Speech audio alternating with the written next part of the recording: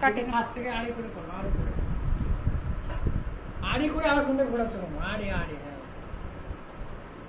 আড়ি করে ধরলাম করে সমুদ্র তল থেকে। এটা কচু শাক, এটা হচ্ছে মেন খাবার।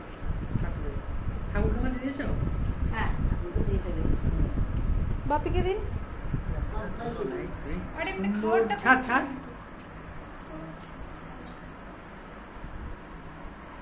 তুমি খাও, আমি করে দিই।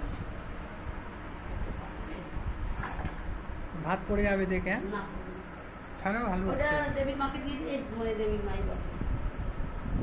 তুমি আমাকে ডাকো নিচে, তো নিচে নিচে ডাল ডাল কচু